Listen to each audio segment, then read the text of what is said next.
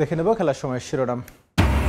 ভারতের বিপক্ষে নতুন ব্র্যান্ডের ক্রিকেট খেলতে চায় বাংলাদেশ। টেস্ট ব্যর্থতা ভুলে শান্ত জিততে চান টি-20 সিরিজ। রিয়াদে ভবিষ্যৎ নিয়ে ধোঁয়াশা। আন্তর্জাতিক সার্কিটে অভিষেকের অপেক্ষায় মাঠ পড়াও সিন্ধিয়া স্টেডিয়াম। বাংলাদেশ ভারত ম্যাচ দিয়েই শুভ উদ্বোধন, জমকালো আয়োজনের পরিকল্পনা। মোস্তাফিজকে আইকন ক্রিকেটার হিসেবে নিয়ে শক্তিশালী দল করছে ঢাকা ক্যাপিটালস। নতুন মালিকানায় প্রথম অংশগ্রহণেই বিপিএল শিরোপা জয়ের লক্ষ্য। এবং বাফুফের বিগত 3 নির্বাচনেই প্রভাব খাটিয়েছেন কাজী সালাউদ্দিন। মন্তব্য নির্বাচন কমিশনার মেজবার। পরিবর্তিত পরিস্থিতিতে সুষ্ঠু নির্বাচনের প্রতিশ্রুতি।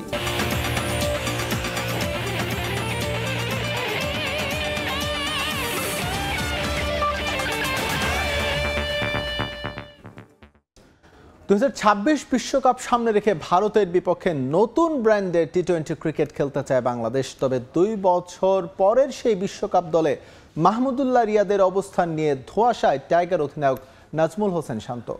সাকিবের অভাব বোধ করলেও দায়িত্ব নিতে বললেন মিরাজ মেহেদীদের। টেস্ট ব্যর্থতা ভুলে সাফ জানিয়েছেন জিততে চান ভারতের বিপক্ষে সিরিজ। গোয়ালিয়র থেকে মাহবুব রিমনের রিপোর্ট।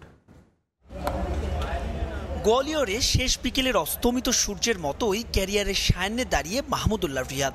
শুধু 39 ছুঁই ছুঁই বয়সে নয়, 22 গজে পারফরমেন্স নিয়েও আছে নানা প্রশ্ন। মধ্যপ্রদেশে গুঞ্জন ভারতের বিপক্ষে সিরিজ দিয়ে টি-20তে অবসরে যেতে পারেন রিয়াদ। কারণ 2026 বিশ্বকাপ পরিকল্পনায় তরুণদের সুযোগ করে দিতেই যে সরে দাঁড়ানোর ঘোষণা সাকিবের। ম্যাচডের 2 দিন আগে আসা সংবাদ সম্মেলনে অধিনায়কের কাছে ছুড়ে আসা সবচাইতে বেশি প্রশ্নও ছিল এই রিয়াদকে নিয়েই। জবাবে শান্ত তাকালেন ভবিষ্যতের দিকেই। আমি যতটুকু বুঝতে পারি রিয়াদ ভাইয়ের এই সিরিজটা খুবই ইম্পর্টেন্ট এবং হয়তো উনি সিলেক্টরের সাথে কথাও বলবেন। সো এই বিষয়ে আমি খুব একটা ক্লিয়ার না, বাট আমার মনে হয় যে অবশ্যই সিলেক্টর এবং বোর্ডের সাথে একটা কমিউনিকেট তো হবে। এই যে আমাদের সিরিজটা শুরু হচ্ছে, অবশ্যই এটা 2026-এর একটা চিন্তা তো অবশ্যই মাথায় রেখে আমরা সিরিজটা খেলা শুরু করব। টি-20 বিশ্বকাপে আফগান ব্যর্থতা থেকে শিক্ষা নিয়ে ভারতের বিপক্ষে সিরিজে নতুন ব্যাটিং অ্যাপ্রোচ দেখাতে চায় বাংলাদেশ দল। কোনো লুকোছাপা নয়, কাপ্তানের দৃষ্টি series জয়েই। We looking to win this series, to be very honest.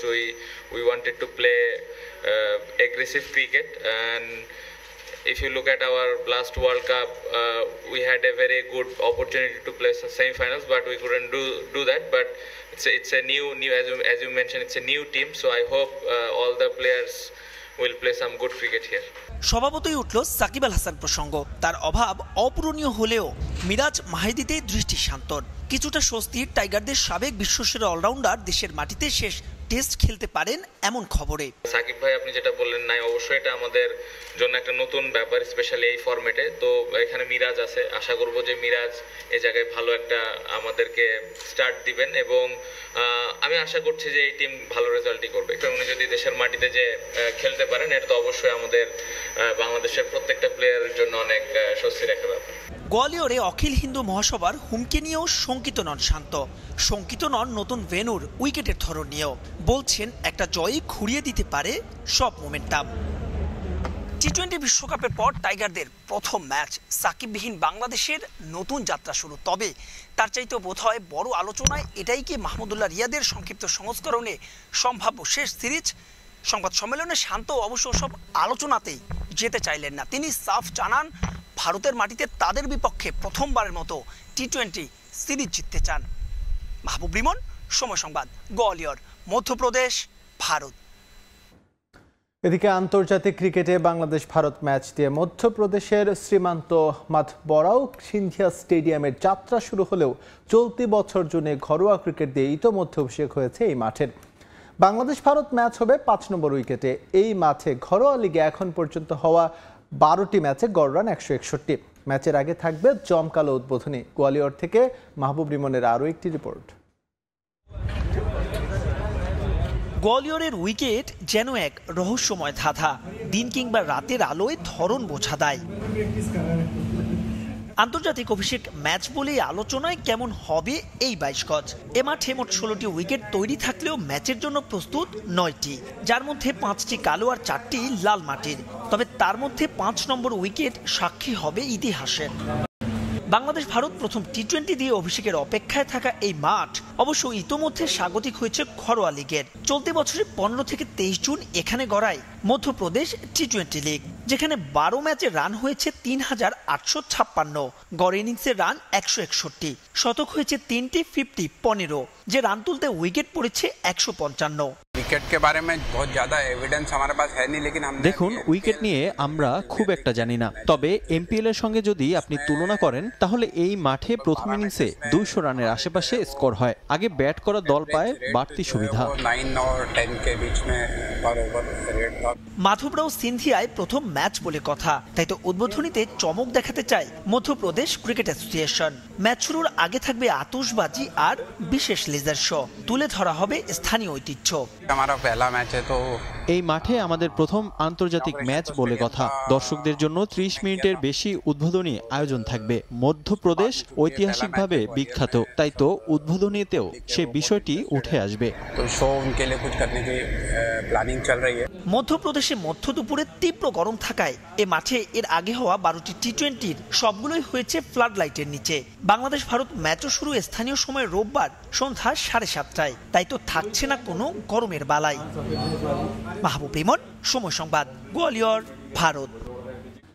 টি-20 বিশ্বকাপ পরিকল্পনায় মাহমুদুল্লাহ রিয়াদ না থাকলে অবসরের ব্যাপারে টিম ম্যানেজমেন্টের উচিত তার সঙ্গে কথা বলা, এমনটা মনে করছেন সাবেক অধিনায়ক মোহাম্মদ আশরাফুল।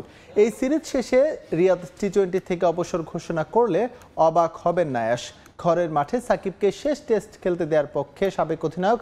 অতীতে ভারতের মাটিতে জয়ের অভিজ্ঞতা থেকে টি-20 সিরিজে জয়ের প্রত্যাশা আশরাফুলের।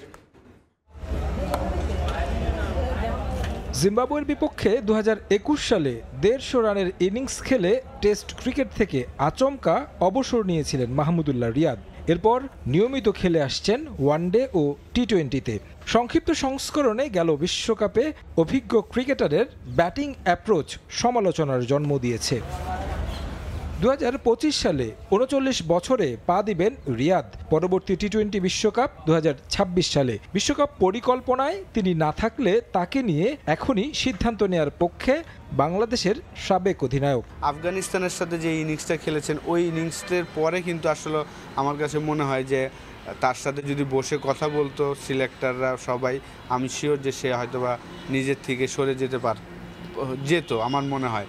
কিন্তু যেহেতু আমাদের বাকি প্লেয়াররা পারফর্ম করতে পারছে না, সেই কারণে আসলে ওইভাবে কেউ ডিসকাসও হয়তো বা করতে পারছে না। আমি অবাক হব না যদি এই সিরিজে মাহমুদুল্লাহ ভালো একটা ইনিংস খেলে বাংলাদেশ জয় পায় এবং সে যদি বলে যে আমি টি-20 থেকে সরে যাব। সাকিব আল হাসানের শেষ টেস্ট দেশের মাটিতে খেলার সুযোগ দেয়া নিয়ে সরকার ও বোর্ডের বক্তব্যে অনিশ্চয়তা তৈরি করেছিল। তবে ক্রীড়া উপদেষ্টার নতুন বক্তব্যে ক্রিকেটার সাকিবকে নিরাপত্তা দেওয়ার বিষয়টি নিশ্চিত করেছে। আশরাফুলের মতে এমন কিংবদন্তি ক্রিকেটারকে শেষ সুযোগ দেওয়া উচিত, যদিও তার সাম্প্রতিক পারফরমেন্সে আশা হতো অ্যাশ। যেহেতু 18 বছর ধরে লিড করছিল, তো এখন খেলবে না, এটা তো সবার কাছে একটা খালি লাগবে। তার মতন একজন লিজেন্ড ক্রিকেটার দেশের মাঠে এসে সবার সামনে খেলে বিদায় নেবেন, এটাই আশা করি। ভারতের মাটিতে দীর্ঘদিন পর টি-20 খেলার সুযোগ পাচ্ছে বাংলাদেশ। এর আগে একটি ম্যাচ জয়ের সুখস্মৃতি আছে টাইগারদের। অতীত অভিজ্ঞতা থেকে আসছে সিরিজে ভালো কিছুর প্রত্যাশা সাবেক অধিনায়কের। আমরা ইন্ডিয়ার সাথে একটা টি-20 উইন করেছি, সেটা ইন্ডিয়ার মাটিতে। এবার আমরা তো আশা করতেই পারি, কারণ আমরা ওয়ার্ল্ড কাপে রেজাল্ট যাই হোক, আমি মনে করি যে আমাদের বোলিং ইউনিটটা খুব চমৎকার ছিল। জাস্ট আমাদের ব্যাটসম্যানদের একটু দায়িত্ব নিতে হবে, যারাই সেট হবেন তারা যেন বড় ইনিংস খেলেন। আগামী রোববার ভারতের গোয়ালিয়রে প্রথম টি-20-তে মুখোমুখি হবে বাংলাদেশ ও ভারত। তারেক হাসান শিমুল, সময় সংবাদ, ঢাকা। এবারের বিপিএলে নতুন মালিকানায় নতুন নামে আসছে Dhaka franchise. Dhaka Capitals icon ক্যাটাগরিতে এরই মধ্যে দলে ফিরিয়েছে কাটার মাস্টার মোস্তাফিজুর রহমানকে। প্রথম আসরেই শিরোপায় চোখ দলটার, জানিয়েছেন প্রধান নির্বাহী কর্মকর্তা আতিক ফাহাদ। দল গোছাতে চ্যালেঞ্জের মুখে পড়লেও বিদেশি কোটায় ক্যারিবিয়ান ও ইংলিশ ক্রিকেটারদের সঙ্গে প্রাথমিক আলোচনাও নাকি হয়েছে। সম্পূর্ণ বিদেশি কোচিং স্টাফদের নিয়ে সাজানো হবে টিম ম্যানেজমেন্ট। লক্ষ্য দেশের ক্রিকেটে দীর্ঘমেয়াদে ভূমিকা রাখা। এর আগেই আমরা কিছু ফরেন প্লেয়ার, ইভেন এক্সাইটিং হবে অনেক, আই এম শিওর, যে কারণ আমরা যাদেরকে সিলেক্ট করছি ঢাকার যারা ফ্যান বেস আছে তারা অনেক এক্সাইটেড হবে। ওয়েস্ট ইন্ডিজের কিছু প্লেয়ারের সাথে কথা বলছে, ইংল্যান্ডেরও কিছু প্লেয়ারের সাথে কথাবার্তা বলছে। গতকালও একজন এজেন্টের সাথে কথা হচ্ছিল, তো ওনাদেরকে আমরা কিছু প্লেয়ার সাজেস্ট করেছি। কোচিং প্যানেলেও থাকবে চমক, দেশি নয় বরং বিদেশিদের দিয়ে সাজানো হচ্ছে দল। আইকন ক্রিকেটার হিসেবে ফ্র্যাঞ্চাইজিটি এরই মধ্যে দলে ভিড়িয়েছে কাটার মাস্টার মোস্তাফিজকে। তাসকিন, তারপর মুস্তাফিজুর, ওনাদের মধ্যে কয়েকজনকে রিটেইন করার প্ল্যান আছে। এক্সপিরিয়েন্সড কনসালটেন্টদেরকে হায়ার করেছি, তো ওনাদের সাথে প্রতিনিয়ত আমরা কমিউনিকেট করছি যে কোচিং স্টাফ হিসেবে কাদেরকে নেওয়া যায়, পরবর্তীতে প্লেয়ারদেরকে কাদেরকে নেওয়া যায়, হেড কোচ হিসেবে একজন ফরেন কোচিং স্টাফ নেওয়ার। তো বেশ কয়েকজনের সাথে কথা বলছি। 2016 আসর থেকে বিপিএল এর সঙ্গে যুক্ত ঢাকা ফ্র্যাঞ্চাইজির নতুন মালিক পক্ষ প্রায় প্রতি আসরেই স্পন্সর করেছে দলগুলোকে। এবার দেশের ক্রিকেটে দীর্ঘমেয়াদী উন্নয়নের পরিকল্পনা নিয়ে আসছে বড় পরিসরে। প্রথম আসরেই লক্ষ্য শিরোপা। ক্রিকেট ইন্ডাস্ট্রিকে আরও ডেভেলপ করার প্ল্যান করি। তারপর হচ্ছে আর আমাদের নিজেদের ব্র্যান্ডিংয়ের বিষয়টা তো আছেই। তো ফার্স্ট প্রায়োরিটি হচ্ছে বেসিক্যালি ক্রিকেটের ডেভেলপমেন্ট। আমাদের টার্গেটেই আছে এবার চ্যাম্পিয়ন হব, আর পাশাপাশি সমগ্র বাংলাদেশের মানুষকে আমাদের টিমের সাথে কানেক্ট করে ফেলবো। শুধু মাঠের ক্রিকেটেই নয়, ফ্যানদের নিয়েও ভিন্ন পরিকল্পনা ঢাকার ফ্র্যাঞ্চাইজির। প্লেয়াররা যাতে বেনিফিটেড হতে পারে। তারেক হাসান শিমুল, সময় সংবাদ, ঢাকা। পিঠে চোট পেয়ে বাংলাদেশের বিপক্ষে টেস্ট সিরিজ থেকে ছিটকে গেছেন দক্ষিণ আফ্রিকার পেসার নন্দ্রে বার্গার। এক বিবৃতিতে বার্গারের ইনজুরির বিষয়টি নিশ্চিত করেছে ক্রিকেট দক্ষিণ আফ্রিকা। আয়ারল্যান্ডের বিপক্ষে চলমান ওয়ানডে সিরিজের অনুশীলন চলাকালে মেরুদণ্ডে অস্বস্তি অনুভব করেন তিনি। এরপর তার স্ক্যান করানো হয়। আপাতত দেশে ফিরে পুনর্বাসন প্রক্রিয়া শুরু করবেন তিনি। আয়ারল্যান্ড সিরিজের বাকি 2 ম্যাচে তার বদলি এখন পর্যন্ত ঘোষণা করেনি দক্ষিণ আফ্রিকা। এরপর বাফুমার নেতৃত্বে বাংলাদেশে খেলতে আসবে দলটি। সেখানেও বার্গারের বদলি হিসেবে দেখা যেতে পারে অন্য কোনো পেসারকে।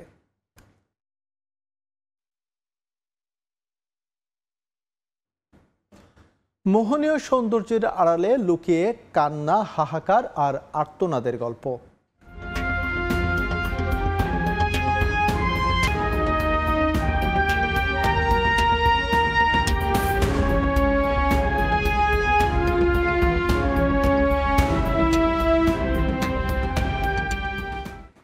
ভারতের মধ্যপ্রদেশের গোয়ালিয়র দুর্গের আদ্যপান্ত নিয়ে রিপোর্ট থাকছে সংবাদের শেষাংশে। এবার দেশের ফুটবল প্রসঙ্গ। বাফুফের বিগত 3 নির্বাচনে রাজনৈতিক প্রভাব খাটিয়েছেন বর্তমান সভাপতি কাজী সালাহউদ্দিন। এমন দাবি করেছেন বাফুফে নির্বাচনের প্রধান কমিশনারের দায়িত্ব পালন করা মেজবাউদ্দিন আহমেদ। তবে এবার নির্বাচনকে রাখতে চান প্রভাবমুক্ত। কোনো রাজনৈতিক চাপ আসলে নির্বাচন কমিশনারের দায়িত্ব থেকে সরে দাঁড়ানোর কথাও জানান তিনি। সারা বছর কোনো খবর না থাকলেও নির্বাচন এলেই উত্তপ্ত হয়ে ওঠে ফুটবল পাড়া। আরও একটা নির্বাচনের অপেক্ষায় ফুটবল ফেডারেশন। টানা 4 বার বাফুফের নির্বাচন কমিশনারের দায়িত্ব পালন করে আসছেন মেজবাউদ্দিন আহমেদ। এবারও তার হাতেই দায়িত্ব দিয়েছে বাফুফের নির্বাহী কমিটি। 2008 সালে বাফুফের নির্বাচনে বহিরাগতদের প্রভাব না থাকলেও পরের 3 নির্বাচনে বদলে যায় সবকিছু। সাবেক প্রধানমন্ত্রী শেখ হাসিনার ঘনিষ্ঠ হওয়ার সুবাদে প্রতিটি নির্বাচনেই প্রভাব খাটিয়েছেন কাজী সালাউদ্দিন। বিব্রতকর হলেও তা অকপটে স্বীকার করেছেন মেজবাউদ্দিন আহমেদ। প্রধানমন্ত্রীর সঙ্গে বা প্রধানমন্ত্রীর পরিবারের সঙ্গে ঘনিষ্ঠতার কারণে সালাউদ্দিন সাহেব যে সুযোগটা পেয়েছেন সেটা অন্যরা পেতে পারতেন। যদি প্রভাবটা না থাকতো নিরপেক্ষও একজন পেতে পারতেন, পাই নাই। ফলে নির্বাচনটা নিয়ে এটা আসলে একটা ঘেরাওর মধ্যে নির্বাচনের মতো। আমরা যতই সুষ্ঠু নির্বাচন করি না কেন, ওই বাহ্যিক পরিবেশটা যদি ভালো না হয় তখন আপনি কখনোই মনে করবেন না যে নির্বাচন সুষ্ঠু হয়েছে। প্রথম দিকে চাপ নিলেও বাফুফের নির্বাচন নিয়ে এখন আর চাপ নেন না সাবেক এই আমলা। একে তো ভোটার সংখ্যা কম, তার উপর প্রতিযোগিতা কমে যাওয়ায় বাফুফের নির্বাচনকে বড় করে দেখছেন না তিনি। সালাউদ্দিনদের বৈধতা নিয়ে 1982 সালে এরশাদের আমলে মাঠে মারামারির জন্য সামরিক আদালতে দণ্ডপ্রাপ্ত হয়েছিলেন। সুতরাং তারা অবৈধ এই একটা মামলা আমাদের সামনে আসছিল। তো এগুলো হ্যান্ডেল করা কঠিন। আবার তখন মিলিটারি গভর্নমেন্ট, তখন চাপ মনে করছিল। কিন্তু তারপরে থেকে এটা একটা আনন্দের কাজ, জাস্ট একটা লেজার টাইম। ভোট হচ্ছে অল্প ভোট, কিন্তু এটার আওয়াজটা বেশি। এই আওয়াজটা বেশি হলে এই জন্য যে প্রার্থীরা সব বিএপি, আর এখানে নানা কথা আকাশে উড়ে বেড়ায়, যে কোটি কোটি টাকা ভেসে বেড়ায়। তবে এবারের নির্বাচনকে বাহ্যিক প্রভাব মুক্ত রাখতে চান প্রধান নির্বাচন কমিশনার। কোনো ধরনের রাজনৈতিক চাপ আসলেও দায়িত্ব থেকে সরে দাঁড়ানোর কথা জানান তিনি। আমি যখন দেখবো যে কোনো পলিটিক্যাল চাপ আছে যেটা আমি মেনে নিতে পারি না, দরকার হলে আমি রিজাইন দেবো, কিন্তু ওগুলোতে বোর্ড অন করা তো যায় না, তাহলে নির্বাচন করার দরকারটা কি? দ্রুতই সভা করবে নতুন নির্বাচন কমিশন, সেখানে নিজেদের পরবর্তী কার্যক্রম ঠিক করবেন দায়িত্বপ্রাপ্তরা। চূড়ান্ত ভোটার তালিকা হাতে পেলেই ঘোষণা করা হবে নির্বাচনের তফসিল। ফাহিম ইসলাম, সময় সংবাদ, ঢাকা। আবারও স্বাগত খেলার সময়। আন্তর্জাতিক ক্রিকেটে আগ্রহ বাড়াতে ক্রিকেটারদের সঙ্গে প্রথমবারের মতো 1 বছরের বেশি সময়ের চুক্তি করেছে ওয়েস্ট ইন্ডিজ ক্রিকেট বোর্ড। নতুন এই নিয়মে 1 বছরের চুক্তিতে সেই হোপ, শামার জোসেফ সহ আছেন 6 ক্রিকেটার, আর 2 বছর চুক্তির মেয়াদে 9 জনের। এছাড়াও নারী ক্রিকেটারদেরও আনা হয়েছে একাধিক বছরের চুক্তির আওতায়। ফ্র্যাঞ্চাইজি ক্রিকেটের ভিড়ে জাতীয় দলের খেলায় আগ্রহ হারাচ্ছেন ক্রিকেটাররা। কারি কারি টাকার বিনিময়ে আইপিএল, সিপিএল, বিগ ব্যাশের মতো টুর্নামেন্টে ব্যাট ও বল হাতে মাতিয়ে রাখেন তারা, আর তাতে দিনে দিনে নিজ দেশের ক্রিকেটে সময় কমিয়ে দিচ্ছেন ক্রিকেটাররা, যাতে জাতীয় দলে পড়ছে বড় রকমের প্রভাব। এবার আন্তর্জাতিক ক্রিকেটের প্রতি ক্রিকেটারদের আগ্রহ বাড়াতে ভিন্ন পরিকল্পনা করছে ওয়েস্ট ইন্ডিজ ক্রিকেট বোর্ড। ক্রিকেটারদের মাঠের খেলার প্রতি মনোযোগ বাড়াতে বিশেষ এক পদক্ষেপ নিল সিডব্লিউআই। ক্রিকেটারদের সঙ্গে দীর্ঘমেয়াদী চুক্তির বিষয়ে উদ্যোগী তারা। দেশটির ক্রিকেটারদের 1-এর অধিক বছরের চুক্তির প্রস্তাব দিয়েছে বোর্ড, যার ফলে চাইলে জাতীয় দলের খেলা অবহেলা করে ফ্র্যাঞ্চাইজি ক্রিকেটের প্রতি বেশি আগ্রহ দেখাতে পারবেন না খেলোয়াড়রা। প্রথমবারের মতো 1 বছরের বেশি চুক্তির নিয়ম চালু করেছে সিডব্লিউআই। 1 অক্টোবর থেকে শুরু হয়েছে এই নিয়ম। 1 বছরের চুক্তিতে থাকা ক্রিকেটারদের মেয়াদ শেষ হবে আগামী বছর 30 সেপ্টেম্বর, আর 2 বছরের চুক্তির আওতাধীন ক্রিকেটারদের মেয়াদ শেষ হবে 2026 সালের 30 সেপ্টেম্বর।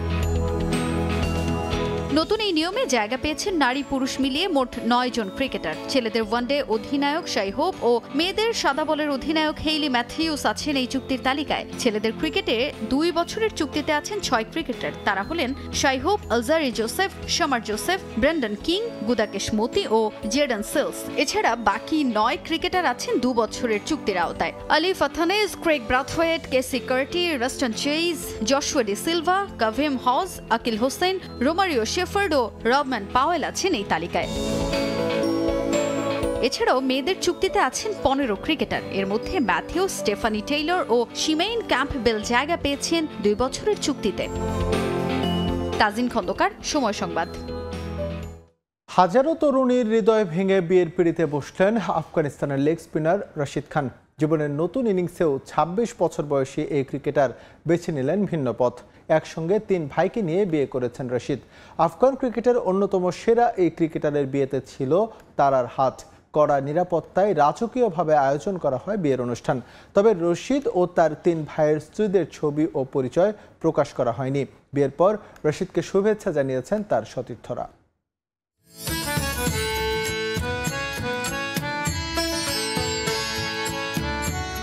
বিয়ে দুটি মানুষকে বেঁধে রাখে এক সুতোয়, আমৃত্যু আগলে রাখে ভালোবাসার বন্ধনে।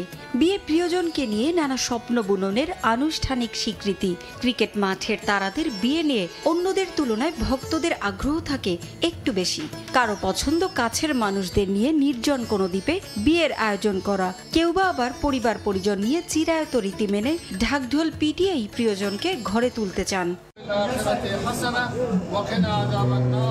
এ যাত্রায় সবাইকে ছাড়িয়ে গেলেন আফগানিস্তানের লেগ স্পিনার রশিদ খান। যুদ্ধবিধ্বস্ত আফগানিস্তানের ক্রিকেটের অন্যতম সফল ক্রিকেটার রশিদের সাফল্যের গল্প সবারই জানা, তবে ব্যক্তিগত জীবন নিয়ে খুব বেশি আলোচনা করতেন না রশিদ। আফগানিস্তানের মোস্ট এলিজিবল ব্যাচেলার রশিদের স্বপ্নের রাজকন্যা হতে পাত্রীদের ঢল নেমে গিয়েছিল গেল কয়েক বছরে, তবে রশিদের মনের দরজায় কড়া নাড়তে পারেননি কেউ।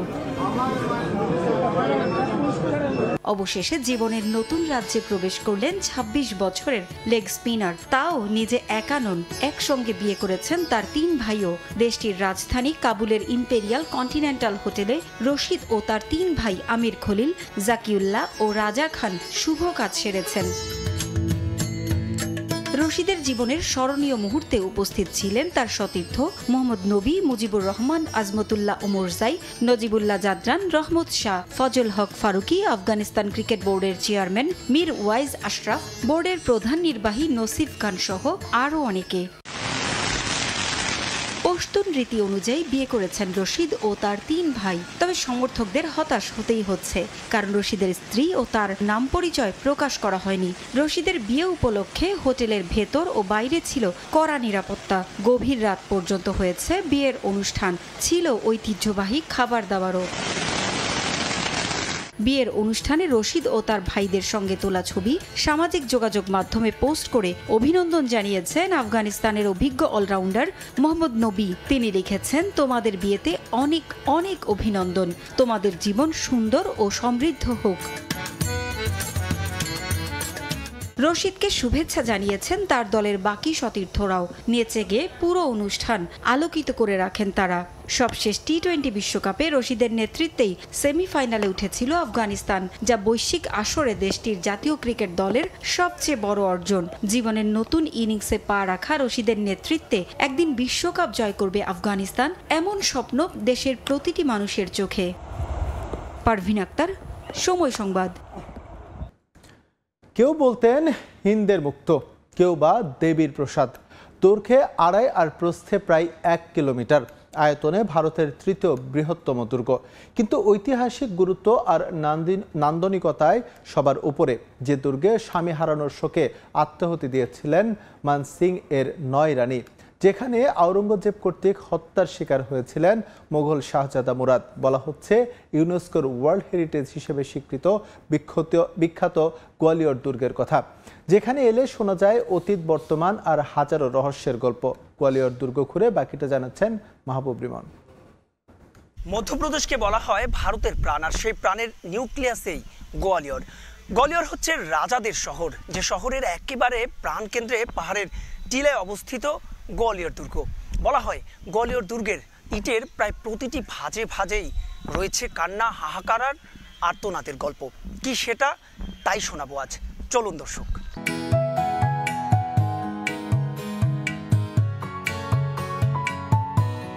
পাহাড়ের কোল ঘেঁষে অতীতে যাত্রা, গা ছমছম কালের সাক্ষী, এ এক ভিন্ন অনুভূতি।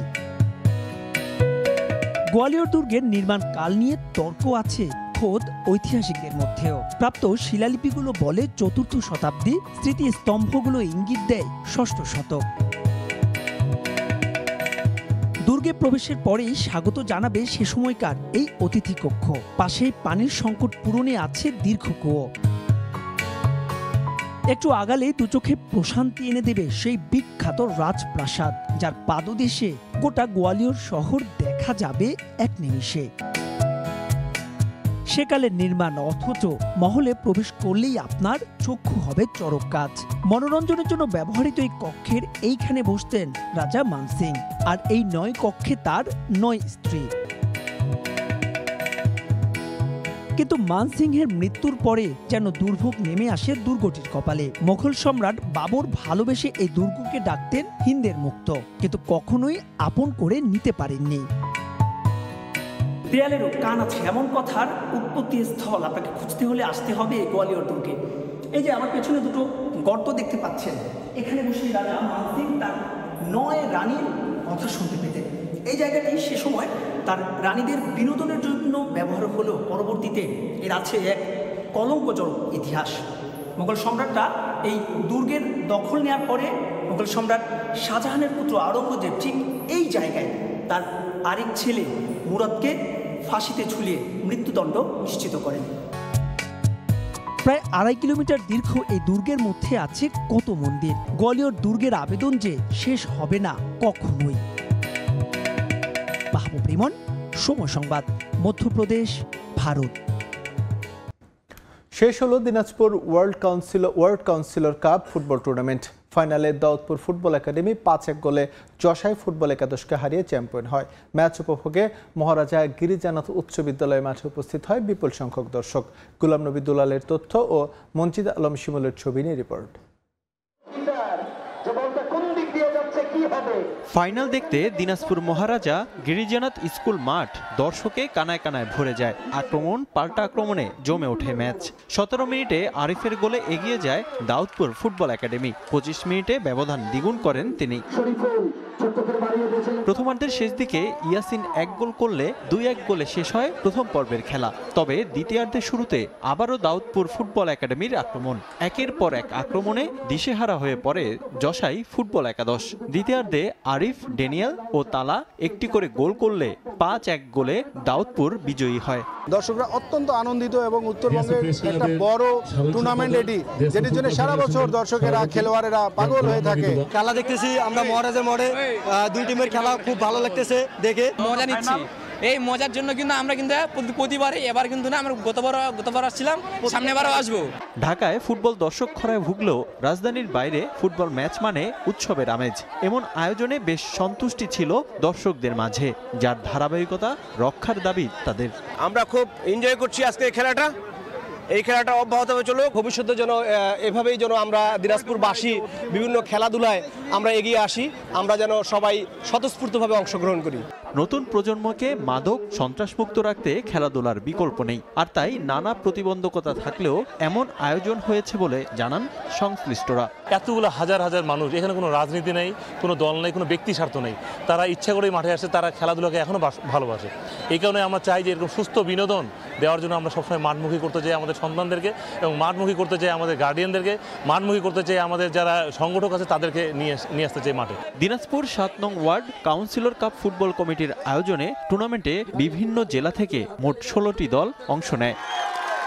সময় সংবাদ, দিনাজপুর। এ পর্যায়ে খেলার সময়ের শীর্ষ সংবাদ জানিয়ে দিচ্ছে আরও একবার।